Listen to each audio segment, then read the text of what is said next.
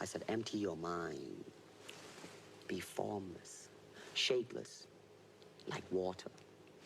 Now you put water into a cup, it becomes the cup. You put water into a bottle, it becomes the bottle. You put it in a teapot, it becomes the teapot. Now water can flow or it can crash. Be water, my friend. Bien avant que la culture populaire ne s'empare du phénomène à l'image d'une Uma Thurman en survêtement du jeu de la mort dans Kill Bill et de son personnage dans les jeux de combat dernière génération, Bruce Lee a tout d'abord inspiré la belle brochette de ses contemporains. On pense notamment aux gros bras des Expendables composés exclusivement de Mr. Sly, Jason Statham et Chuck Norris, en passant par toutes les machines de films d'action à gros budget, comme Schwarzy ou encore notre karatéka préféré avant qu'il ne perde légèrement les pédales. Sans oublier bien évidemment les incontournables protagoniste du cinéma d'arts martiaux de ces dernières années avec les acrobaties d'un Jackie Chan aussi athlétique que burlesque, largement inspiré de son idole Buster Keaton aux comiques de situation plus impressionnants les uns que les autres, le jeune cascadeur aux performances circassiennes nous aura régalé tout au long de sa carrière. Dans un registre plus sobre, on a eu droit à Jet Li, jeune talent précoce issu de l'enseignement Wushu. Avec sa frimousse de gentil garçon, il se révélera réellement dans les années 2000 pour finalement nous éclabousser de sa classe. Plus récemment encore, on a pu assister à l'indiscutable virtuosité de Donnie Yen, mondialement connu pour avoir joué le rôle du maître de notre héros du jour. Et pour finir, il faudrait pas oublier le Thaïlandais Tony Jaa, devenu moine après l'aboutissement d'une carrière éclair de quelques films coup de poing et coup de pied. Mais bon, après tout, pourquoi se casser la tête à remuer dans tous les sens quand on peut faire comme Harrison Ford ? Le kung-fu a pris tellement d'ampleur avec le cinéma depuis ces dernières décennies que même les footballeurs s'y sont mis avec plus ou moins de succès. Il y a eu les coups de sang de Eric Cantona, en l'occurrence celui contre Crystal Palace, l'indétrônable agressivité d'un Zlatan fidèle à lui-même avec ses high kicks, et le légendaire dérapage de notre maestro national qui fera s'envoler tout espoir de brandir la Coupe du Monde 2006. C'est pas du football ça! Je veux jouer au football! Un petit boulet de canon pour la peine, logé au fond des filets par une armoire à glace qui adore se regarder dedans. Et pour ce qui est d'exhiber son corps d'Apollon, faut savoir qu'il n'est pas le seul à avoir cette fâcheuse manie. Et quant au fameux cri du Ballon d'Or, il possède aussi le sien, et croyez-moi, il fait fureur. Mesdames et messieurs, laissez-moi vous présenter l'homme qui a de loin surpassé toutes les figures que je viens d'exposer. Le visage harmonieux, les traits délicats, une beauté presque androgyne, avec la silhouette souple et élancée d'un chaton que l'on voudrait presque câliner. Détrompez-vous et ne vous fiez pas aux apparences, ce félin est une véritable machine de guerre. Une boule de feu en fusion, dotée d'une puissance foudroyante. Le tout dans un corps en fer forgé, sur mesure pour le massacre. Une rage fantastique. 60 kilos de pure dynamite. En seulement 32 ans, cet infatigable artisan a su façonner sa légende dans le reflet d'un monde sidéré devant tant de prouesses physiques.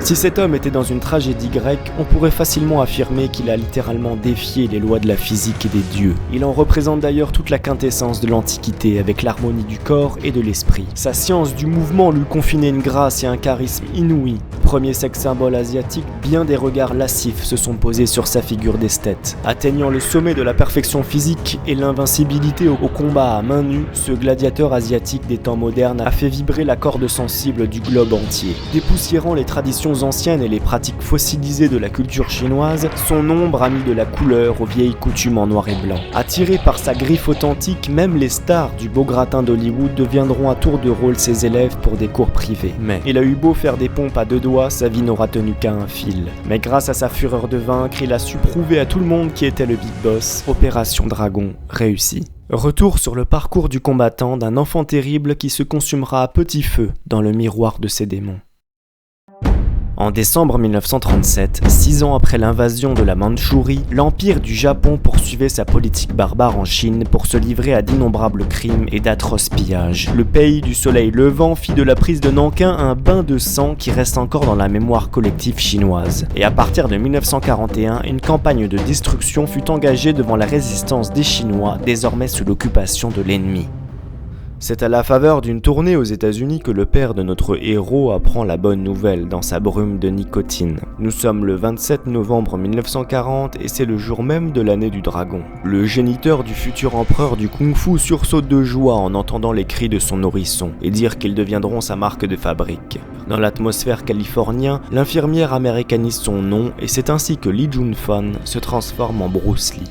Mais en attendant de faire escale sur le chemin du succès, il faut lever l'ancre pour retourner grandir sur sa terre d'origine. Le tout avec la peur au ventre dans le berceau de ses parents, terrorisé par un envahisseur confortablement installé sur le territoire. Son père, Lee Hoi-shuen, est un comédien de théâtre très reconnu dans son pays et chanteur renommé à l'Opéra de Canton. Quant aux origines caucasiennes de sa mère Grace, elles joueront un grand rôle dans sa vision du monde et son ouverture d'esprit. C'est dans un climat glacé de terreur et un contexte plus que violent que la demi-portion survit tant bien que mal avec sa brochette de frères et sœurs. L'occupant japonais est implacable et n'a aucun scrupule à humilier leur souffre-douleur. Les stigmates de ce passé en noir et blanc teintés d'humiliation en tout genre ressurgiront au cœur des discriminations raciales qu'il subira tout au long de sa vie.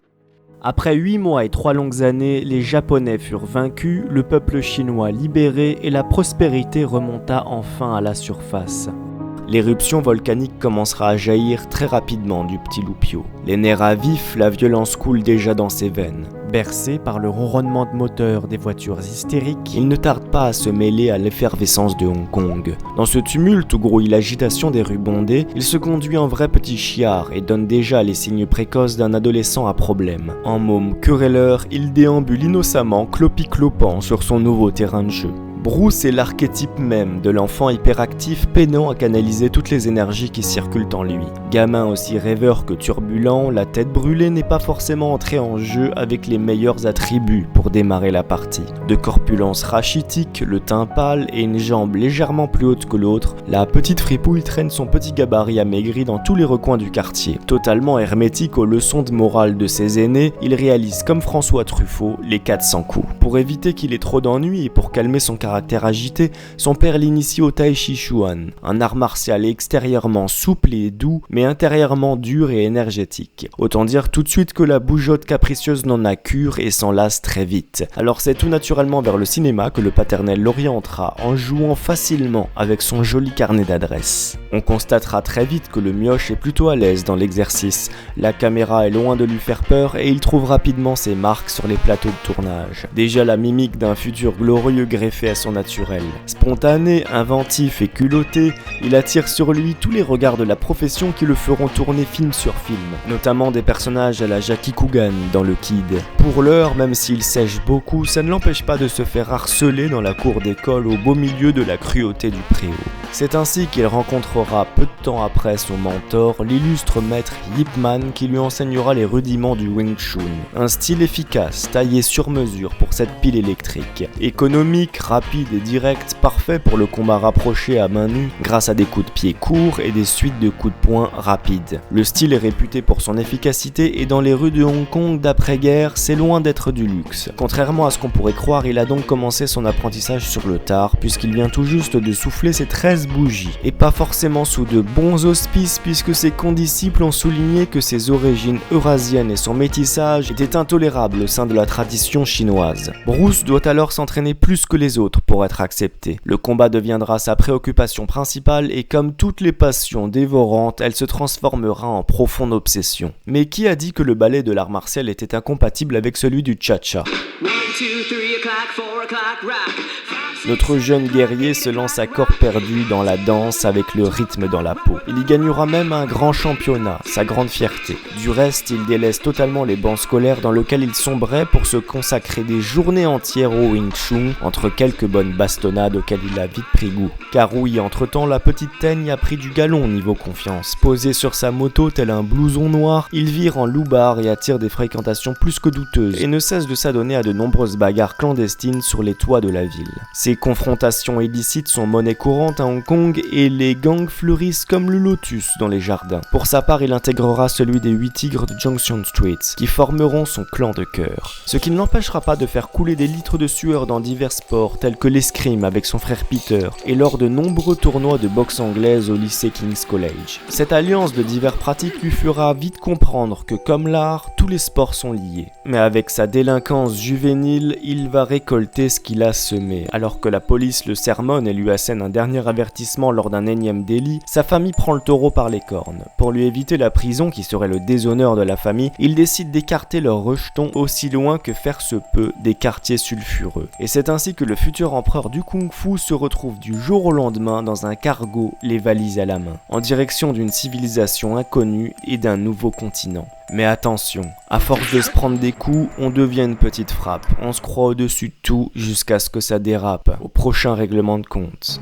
18 ans après être venu au monde, le voilà qui débarque dans la ville de sa naissance. Après avoir fait ses classes en Asie, il va continuer de faire ses gammes sous d'autres latitudes. En prenant immédiatement la nationalité américaine, le jeune garçon éruptif va bientôt pouvoir aiguiser ses armes et distiller sa richesse à la culture populaire. Mais avant toute chose, resituons-nous dans le contexte de cette époque. En cette année 1958, le président Eisenhower vient tout juste de terminer son mandat pour laisser sa place à la signature de l'emblématique Kennedy. Dans la musique, Chuck Berry fait des ravages avec sa manière si singulière de jouer et son hit Johnny B. Good n'arrête pas de bourdonner dans les oreilles d'une foule tout feu tout flamme. Le King Elvis Presley part à contre-cœur faire son service militaire. Pour ce qui est du 7e art, Marlon Brando fait une entrée fracassante devant la pellicule, fusillant l'écran d'un charisme animal qui émoustille les femmes autant que les hommes. Et malheureusement, le jeune talent qui arrivait presque à sa hauteur avec 24 émotions à la seconde a rendu l'âme quelque temps plus tôt dans un accident de voiture foudroyant. En tout cas, c'est dans les couloirs administratifs de l'université de Washington que Bruce s'inscrit à la faculté qui lui fait les yeux doux. Il entame des études de philosophie où il se révélera paradoxalement un brillant élève comparé au cancre qu'il était dans ses années sauvages, et aussi patient que méthodique, l'autodidacte glane tout ce qui peut l'aider à s'accomplir, que ce soit spirituellement, physiquement ou personnellement. C'est donc pas étonnant qu'il se mette à dévorer tel un affamé les grands auteurs de développement personnel. Les écrits de Lao Tse, d'Alan Watts, de Carl Rogers, de Daisetsu Suzuki ou encore de Jiddu Krishnamurti deviennent ses livres de chevet qui stimuleront son énergie intellectuelle. Mais comme on le sait, la richesse intérieure n'apporte pas grand chose sur le compte en banque. Il s'agirait déjà de gagner un minimum sa vie pour rester à flot.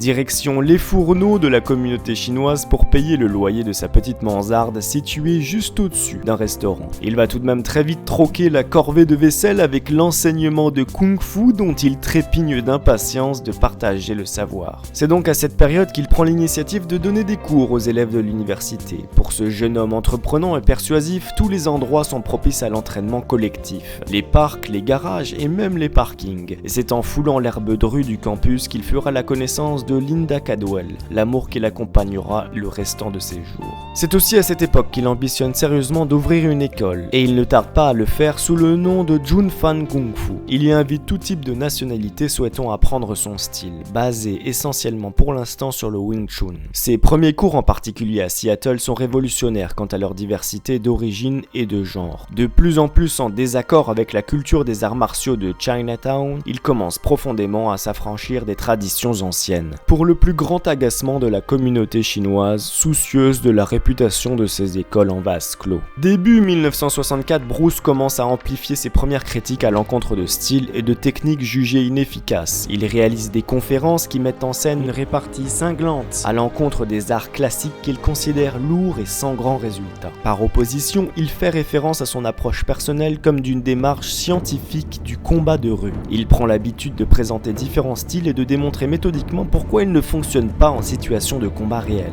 Il commence à diffuser ses points de vue devant de larges auditoires qualifiés, des démonstrations clivantes dont une moitié de l'auditoire perçoit la prétention et l'arrogance. C'est un affront considérable qu'un jeune condescendant remette en cause des pratiques religieusement exercées depuis des siècles. À ce stade, la confrontation est logiquement inévitable et un affrontement crucial va se dessiner. Un ultimatum. Dans le coin rouge, Wong Jackman opposé à Bruce Lee dans le coin bleu. Si ce dernier remporte le combat, il pourra continuer d'enseigner. S'il le perd, il devra passer l'arme à gauche. Devant un public restreint, cette rencontre légendaire défie les normes. Face à face, deux jeunes spécialistes des arts martiaux âgés de 23 ans, aussi opposés que complémentaires tels le yin et le yang. L'académique surdoué contre l'artiste tapageur. Le gardien des traditions contre le novateur. La suite, vous la connaissez, elle va affecter les deux combattants pour le reste de leur vie. L'un restera dans l'ombre envahissante de ce combat pour des décennies, tandis que l'autre deviendra une icône mondiale disparue trop tôt. Bien que victorieux, le jeune maître est déçu par sa prestation jugée laborieuse et va donc totalement revoir sa méthode d'entraînement. Désormais, il blindera ses semaines de séances intensives de musculation pour se forger des muscles aussi fonctionnels que son esprit. Il façonne son art intitulé la voie du point qui intercepte, plus communément appelé Jeet Kune Do. Il vise à être plus pratique, plus fluide et plus rapide que le kung-fu traditionnel, mais surtout plus adapté en situation de danger dans un combat réel. Diront que c'est l'art de combattre sans vraiment combattre. En faisant sa propre cuisine, il prépare une recette inédite. En mélangeant le sucré et le salé, il intègre des techniques de boxe anglaise, de savate, de lutte, de judo, de jujitsu, de boxe thaï, de l'escrime ou encore du kali, un art de combat philippin auquel il a été initié par son ami Dan Inosanto. Et il ne s'arrête pas là puisque dans la foulée, il se plonge dans la rédaction du seul livre publié de son vivant sur sa discipline imparable, qui sera plus tard enseigné aux forces spéciales américaines. Les médias ne tardent pas à être irrésistiblement attirés par cet ovni. Ces derniers se sont empressés de venir le chercher après sa démonstration à Long Beach en 1964, où il expose en toute confiance, sans pression, ses aptitudes impressionnantes devant un parterre médusé. C'est donc sans surprise qu'il se fait auditionner pour la série télévisée très en vogue du moment. My last name is Lee, Bruce Lee. I was born in San Francisco in 1940. I'm 24 right now. Même si son personnage d'expert de kung-fu est relégué au second plan par rapport à son collègue d'aventure et que la série n'aura duré qu'une année, il n'en reste pas moins que ce rôle le fera connaître mondialement. Pourtant, c'est bel et bien le visage crispé de dégoût qu'il assistera au premier épisode d'une série culte dans laquelle on lui avait promis le premier rôle, au dernier moment ravi par l'américain David Carradine. C'est donc la rage au ventre suite à cette injustice qu'il dévale les dunes de sa traversée du désert. Et pour rappel, ceux qui ne savent pas qui c'est David Carradine, il s'agit ni plus ni moins de Bill dans les 2 volumes orchestrés par la baguette de Morricone. Mais qu'à cela ne tienne, son pays natal est littéralement sous le charme de son nouveau protégé et le convie chez lui pour réaliser un premier film. Si la grande porte se ferme devant lui, il passera par la petite. Et encore, c'est pas le mot que j'emploierais pour exprimer l'acclamation de son public lors du succès faramineux de l'avant-première de Big Boss.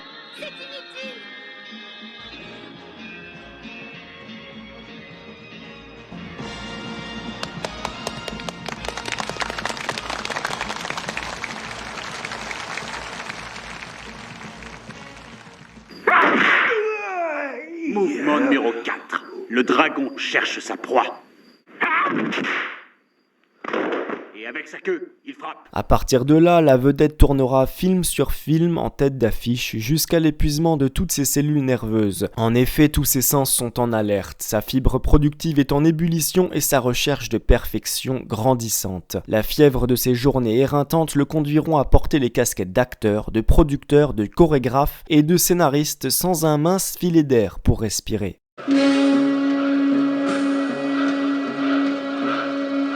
Grâce au pouvoir qu'il acquiert sur les plateaux, il dirige d'une main de maître les chorégraphies en y ajoutant sa touche si précieuse. La caméra embarquée dans la castagne, le spectateur est totalement immergé dans l'intensité de l'action. Un ouragan d'enchaînements, tous plus dévastateurs les uns que les autres. Bienvenue au cœur des frappes savamment envoyées pour le plus grand des réalismes.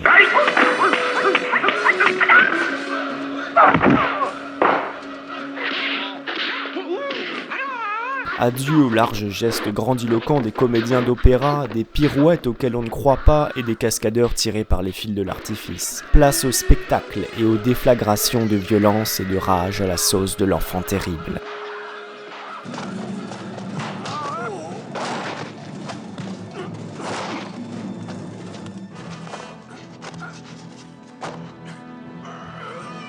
Bruce Lee's the man. Bruce Lee's the reason why most of these guys are in mixed martial arts. I mean, he's the first guy that actually got to be, thought of as, the baddest dude in the world.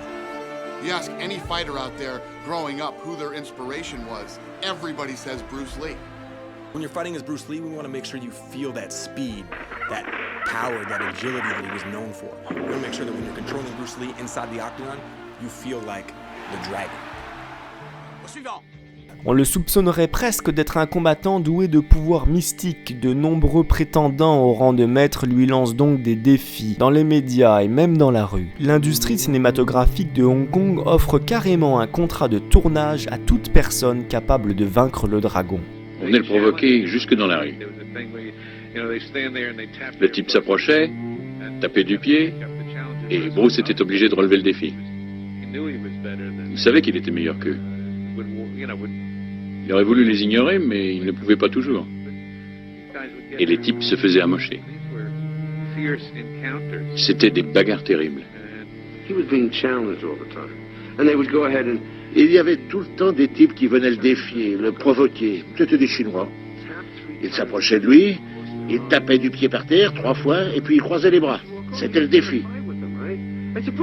Et Bruce voulait se battre. Moi, je lui disais, on a le film à tourner. Il me disait, je m'en occupe. Et il cognait le type. Je lui disais, mais si tu te fais blesser. Il répondait, t'en fais pas, je m'en occupe. Et il cassait la figure au type.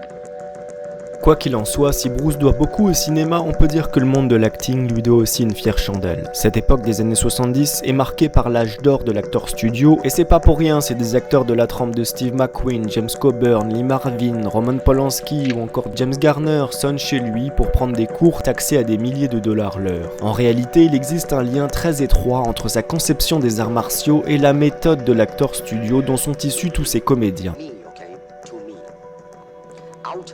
Martial art means honestly expressing yourself. Now it is very difficult to do. Le point commun est qu'ils suivent une méthode pour en être totalement libérés et ainsi s'exprimer avec le plus de sincérité possible. Particulièrement naturaliste, en opposition à un jeu plus figuratif, elle a été beaucoup décriée comme une technique dangereuse pour les acteurs. Elle invite ses élèves à explorer toutes les facettes de leur personne dans une aventure humaine. Le but est de vivre son rôle pleinement et de l'incarner organiquement plutôt que de le jouer mécaniquement comme un robot sans pudeur. Que ce soit la méthode Stanislavski basée sur les souvenirs et le vécu, la mémoire affective de Lee Strasberg ou encore l'imaginaire sans limite de Stella Adler, le principe reste le même dans ces laboratoires à sentiments. Explorer ces 5 sens afin de faire naître une source d'émotion, presque comme une sorte de rêve éveillé. All type of knowledge ultimately means self-knowledge. So therefore, they are coming in to, and ask me to teach them not so much of how to defend themselves or how to do somebody in, rather, they want to learn to express themselves through some movement. So in other words, what I'm saying therefore is that he is paying me to show him in combative form the art of expressing the human body. Which is acting in a sense, isn't it?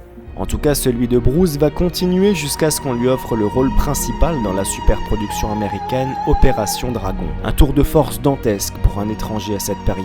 Malheureusement, c'est à titre posthume que ce film diffusera les images de la star dans les salles sombres. Car oui, le fameux rêve éveillé va prendre subitement des airs de cauchemar. Le bourreau de travail est sur tous les fronts et exige beaucoup trop de lui-même. Il commence à devenir paranoïaque. Les maux de tête sont légion et le hashish qu'il avale pour se calmer ne suffit plus à le détendre. Il décède brutalement le 20 juillet 1973 à Hong Kong alors qu'il se trouvait chez sa maîtresse, l'actrice locale Betty Ting Pei.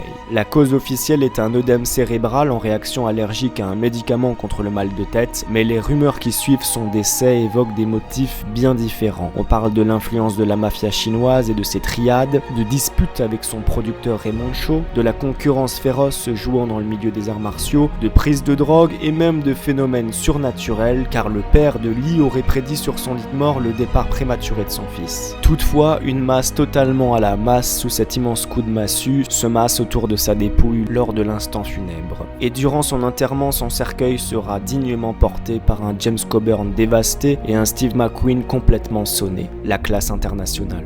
Apparemment, savoir porter des coups n'aura pas empêché le maître du kung-fu de subir ceux du sort. Sa mort prématurée lui conférera jamais l'éternelle jeunesse et personne n'aura pu voir ses traits angéliques se rider ni sa peau se flétrir. Je suis fier de vous avoir brossé le portrait de cette existence aussi intense que fulgurante, dans laquelle chaque seconde allait rester gravée pour l'éternité. Et pour lui rendre hommage, comment ne pas conclure par cette scène fantastique réalisée par Stephen Chow en plein délire utopique, dans un monde où le kung-fu aurait envahi chaque coin de rue et nos cœurs fous.